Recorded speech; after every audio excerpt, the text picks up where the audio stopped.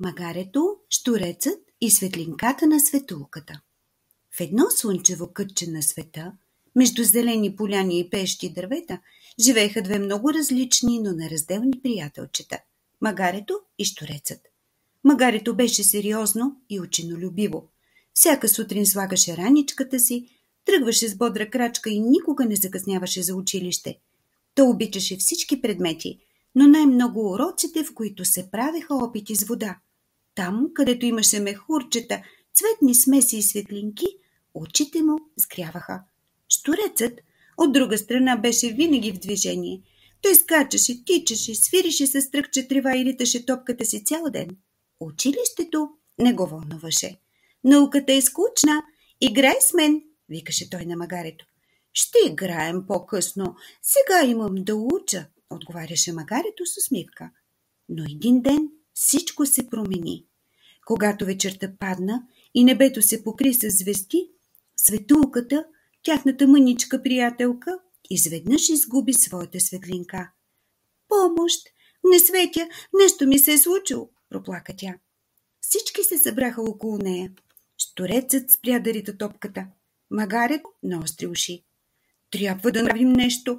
Не можем да я оставим в тъмното, извика магарето. Да вземем светлина от слънцето, предложи щурецът. То е прекалено високо, въздъхна магарето. Но чакай, в училище правихме опит. Смесихме вода с нещо жълто и съдът засвети под слънцето. На сутринта магарето отиде право в училище.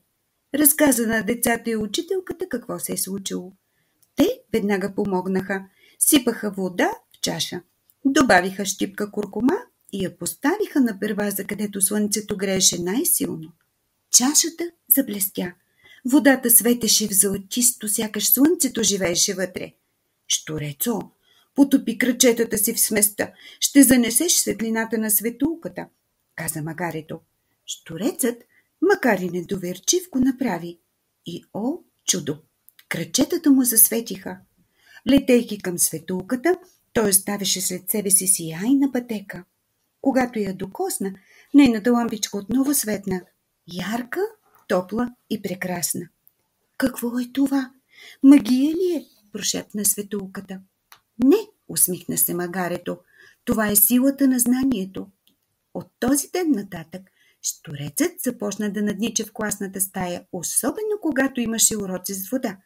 А вечер той и светулката играеха на светлини и сенки, а магарето записваше всичко в своята учебна тетрадка.